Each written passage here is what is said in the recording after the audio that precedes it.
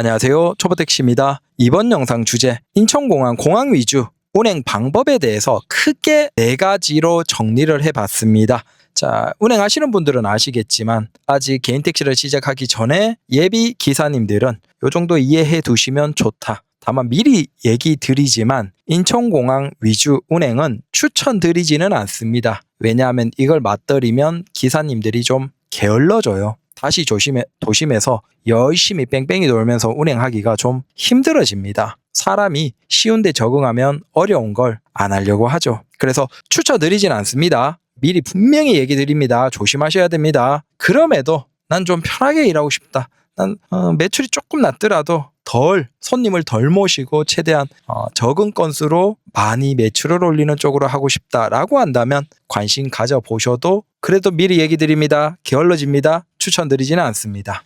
자, 2026년 새해 복 많이 받으십시오. 건강하시고 좋은 일만 있으시길 기원 드립니다. 자, 일단 쭉 하나씩 한번 얘기 드려보죠. 우리가 이제 서울이나 수도권에서 인천공항 콜은 많이 받고 가시죠. 그런데 그 경우에는 대부분 콜을 받고 갑니다. 뭐 다른 방법은 거의 없죠. 근데 다만 이제 위주로 운행하시는 분들은 그런 경우에도 조금 그런데 어떤 경우가 있냐면 공항버스 타는 데 있죠. 그런 곳에는 주로 이제 공항 가는 손님이 많으니까 추운 시간이나 더운 시간에 그럴 때는 가서 약간 호객을 하는 경우도 있습니다. 공항 얼마에 가시죠 이런 식으로 해서 어차피 빈 차로 들어가야 되니까. 물론 그런 것들은 불법입니다. 하면 안 돼요. 다만 이런 상황들도 있습니다 라고 저는 현실을 얘기 드리는 거예요.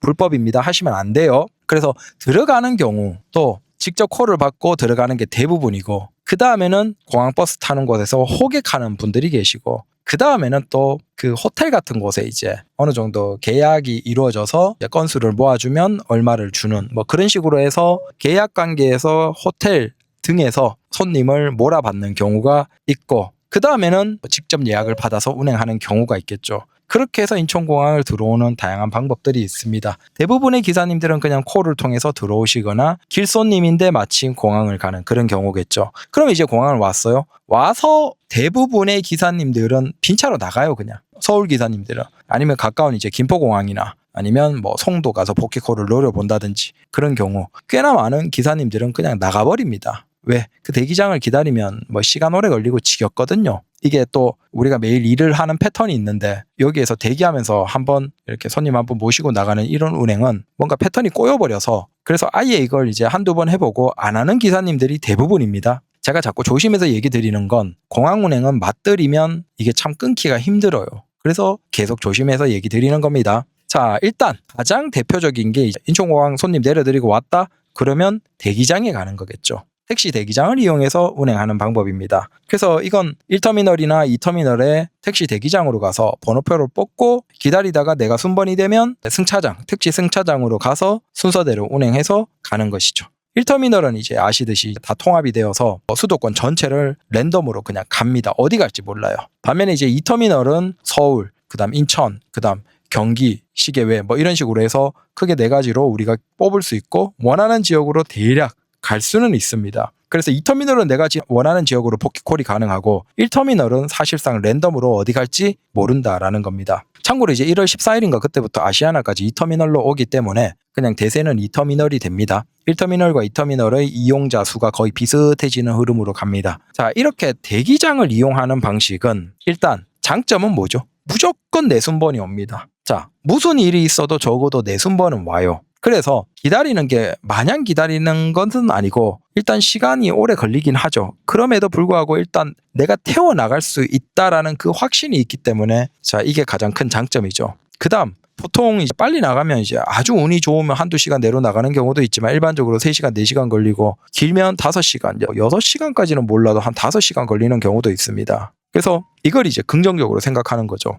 긴 시간을 기다리면서 쉬거나 운동하거나 뭐 주무시거나 아니면 전기택시 기사님들은 전기차 충전한다거나 뭐 여러 가지를 할 수 있다. 이 긴 시간을 쓰는 분들도 계십니다. 근데 이게 결국은 단점이겠죠. 자, 오래 걸린다. 시간이 오래 걸리고 그다음 결국은 이건 시간 대비 매출로 보면 무조건 나가서 운행하시는 것보다 도심에서 운행보다 매출이 낮습니다. 적을 때는 거의 7,000원, 8,000원 정도가 되고 시간당 매출로 따지면 그다음 많아도 한 13,000원, 14,000원 밖에 안 됩니다. 그래서 이게 시간당 매출은 굉장히 낮다. 이제 좀 쉬는 마침 또 피곤할 때라서 좀 쉰다거나 그런 쪽에서 맞고 일반적으로는 좀 맞지 않다라는 겁니다. 그래서 이 가장 대표적으로 많이 하는 대기장을 이용하는 운행 방법이 있습니다. 참고로 지금도 이 터미널 기장에 있습니다. 그 다음 이제 두 번째로 콜을 기다리는 콜 운행하는 방식이 있습니다. 여기에서부터는 이제 조금 다른 방식이에요. 자, 인천공항에서도 1터미널, 2터미널이 콜이 뜹니다. 그래서 그 콜을 적극적으로 기다리는 것이죠. 근데 아무래도 콜 거리가 가까운 순서 아니면 순번 순서, 자, 크게 보면 이 두 가지로 뜨기 때문에 물론 뭐로 명확하게 100% 확신하다 이건 몰라요. 그러다 보니까 아무래도 거리 가까운 쪽에 손님 타는 그 가까이를 빙빙 돌죠. 택시들이 1터미널, 2터미널 보면 택시들이 빈 택시가 계속 돌 겁니다. 그런 택시들이 다 콜을 쪼는 기사님들입니다. 그 외의 지역에서도 뜨긴 하는데 이제 대부분 승차장 주변에서 가장 많이 뜨기 때문에 그 주변을 빙빙 도는 것이죠. 아니면 아예 차장에 세워놓고 우버 같은 경우는 순번도 있으니까 그 순번을 기다린다거나 아니면 그 장기 주차장 쪽에서도 좀 가까이 있으면 콜이 뜰 수 있겠죠. 그래서 그런 콜을 기다리는 분들. 장점은 운이 좋으면 대기장보다 빨리 나가요. 대기장이 한 3시간, 4시간 걸린다라고 하면 이렇게 콜을 적극적으로 쫄고 콜이 많을 때는 굉장히 빨리 나갈 수 있습니다. 뭐 10분, 20분 만에 나갈 수도 있고 아니면 막 사람 많을 때 발동동 구르고 그럴 때 아니면 피크 시간, 출퇴근이나 자정이나 특별한 시간대는 공항에서도 아무래도 택시가 좀 적을 때가 있어요. 그러면 빨리 나갑니다. 손님은 확 들 때. 근데 반대로 다른 시간대는 좀 늦을 수도 있겠죠. 여하튼 기본적으로 빨리 콜을 받아 나갈 가능성이 높다라는 거예요. 대기장처럼 순번을 다 기다리지 않아도 된다. 근데 이게 문제가 있죠. 대기장은 내 순번이 무조건 와요. 그게 4시간이든 5시간이든. 근데 문제가 이 콜을 쪼는 방식은 내가 기다렸다고 해서 무조건 나에게 콜을 보장하지 않아요. 이게 1시간 기다려서 무조건 내 순번이 앞으로 간다. 우버의 방식은 순번제이기 때문에 시간을 기다릴수록 콜이 뜰 확률이 높지만 가끔 또 그것도 이상하게 내 순번이 가장 앞이라도 콜이 안 뜨는 경우가 있습니다. 그러니까 이게 마냥 기다린다고 해서 내 순번이 오는 게 아니잖아요. 이게 문제입니다. 정말 잘못해서 물 먹으면 4시간, 5시간 기다렸는데 콜이 안 떠. 그럼 어떡해? 답이 없는 거예요. 시간은 다 날렸는데 지금이라도 떠야 되는데 안 뜨면 그렇다고 다시 또 몇 시간을 기다려야 콜이 뜰지도 확답이 없고. 그래서 이게 참 애매하죠. 자, 콜이 안 뜨면 진짜 운 없으면 그 한두 시간씩 돌아도 답이 없다. 그럼 기름 쓰면서 피곤하면서 거기 계속 돌았는데 콜이 안 뜨면 짜증나고 답답하고 차라리 이 시간에 순번 뽑았으면. 그래서 요걸 많이 하시죠. 1번과 2번을 같이 하는 거예요. 대기장에 들어가서 번호표를 뽑고 그 다음에 나가서 콜을 쪼아보는 거죠. 근데 이걸 또 당연히 아니까 이런 제한이 있죠. 한 달에 7번까지 대기장을 들어가서 정상적으로 승차돼 가서 운행하지 않으면 이탈해버리는 거죠. 그런 분들은 아마 대부분이 콜을 받아서 그냥 나가버린 거겠죠. 그 이탈을 7번까지 하면 대기장을 다음 달 한 달 동안 이용 금지죠. 30일 동안. 이용이 금지입니다. 그래서 이걸 계산해서 한 6번까지만 이탈하는 그런 분들도 계시고, 물론 대기장 이용 중에 손님을 모시다가 단속이 되면 즉시 정지가 되는 경우도 있습니다. 그래서 이건 뭐 그냥 저는 추천드리거나 그런 개념이 아니고 기사님들이 이렇게 하십니다라고 얘기를 드리는 겁니다. 여기에 대한 모든 것들은 모두 본인이 감수하셔야 돼요. 아시겠죠? 미리 얘기 드립니다. 저는 이걸 추천드리는 방법이 아니에요. 다만 기사님들이 아무래도 확률을 확실하게 하기 위해서 이렇게 많이 하십니다. 대기장 뽑고 들어가서 나가서 빙빙 돌다가 콜 쪼고 콜 받으면 나가고 콜 안 받으면 그냥 좀 피곤하면 30분 1시간 돌았는데 콜 없다? 그럼 다시 대기장 와서 50분 이내에 복귀해서 쉬는 거죠. 네. 그래서 이걸 같이 이제 혼합해서 하다가 이제 6번까지 하면 그때는 대기장을 이용 안 하거나 한 달 지날 때까지 그 다음 달 넘어갈 때까지 대기장을 이용 안 하거나 아니면 그냥 대기장만 적극적으로 쓰고 콜을 떠도 받고 이제 이탈을 안 하는 거죠. 다음 달을 위해서. 그래서 이런 식으로 혼합해서 쓸 수는 있지만 이제 이때부터는 조심해야 됩니다. 다 본인 책임입니다. 그 다음 3번째 운행 방법. 자, 이건 운행 방법이라기보다는 이런 기사님들도 있습니다라고 사례를 얘기 드리는 거예요. 미리 얘기 드립니다. 자, 이번 영상은 미리 얘기 드립니다. 제가 책임 못 집니다. 호객행위. 자, 콜이 떠요. 그러면 1번, 14번 이렇게 제일 끝에서 1터미널은 그렇고 2터미널도 저기 1번과 7번인가요? 거기 끝에서 이제 손님을 모시죠. 예약 손님. 콜이 떠서 예약 손님을 그 예약 택시를 타는 곳에서 모시는 건 법이에요. 정상이에요. 이건 절대 불법이 아닙니다. 다만 대기장을 이용하면서 그 손님을 모셔버리니까 문제가 되는 것이죠. 그런데 호객하는 기사님들도 계십니다. 자, 이게 좀 씁쓸하지만 이 호객은 일단 공항의 그 내규로 본다면 합법이 아니에요. 자, 인천공항에서는 호객을 할 수가 없습니다. 근데 이게 서로 이해관계가 있거나 아니면 손님도 빨리 가고 싶고 아니면 잘 모르는 사람들도 있고 그러니까 이제 호객하는 기사님들이 있죠. 그래서 이분들이 손님 나오는 길목이나 아니면 그런 거 있죠. 그 끝에서 이제 외국인이나 누가 호출 택시를 불렀어. 콜택시를 잡았어. 그래서 손님도 거기 타려고 거기 기다리고 있어. 근데 기다리고 있는데 거기 옆에 와서 이거 타고 가시라고 호객하는 거죠. 그런 기사님들도 계세요. 그래서 이건 장점은 빨리 나가겠지만 단점은 이제 불법이죠. 이건 그냥 불법이에요. 길손님을 그냥 호객해서 태우는 건 불법입니다.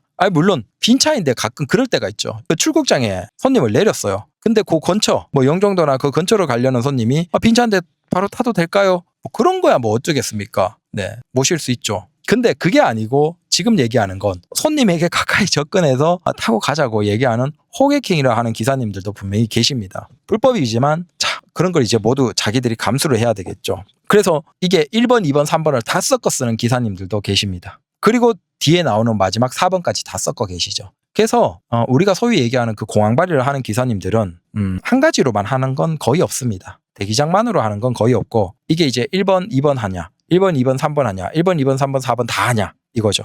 자, 근데 지금 1번, 2번, 3번 세 가지 있죠. 이 세 가지만 하면 웬만큼은 돌아가겠죠. 하지만 이쯤 되면 이제 합법과 불법의 경계로 오락가락 하는 겁니다. 네. 그리고 일반적인 기사님들은 이런 기사들을 이제 욕을 하시죠. 비판을 하시고. 맞아요. 그 잘못된 것이기 때문에 비판은 하는데 내가 먹고 사는데 이런 기사님들이 분명히 계신다라는 겁니다. 저는 호객은 하지 않습니다. 자, 네 번째가 있습니다. 이제 직접 예약입니다. 내가 홈페이지를 열어놓고 예약을 받든 아니면 블로그로 예약을 받든 아니면 카톡방이나 아니면 요즘에는 이제 당근도 많이 쓰죠. 다양한 형태로 예약을 받는 거예요. 근데 그렇게 예약을 받아서 운행하는데 그걸 절대 운행해 보시면 나 혼자 못 쳐내요.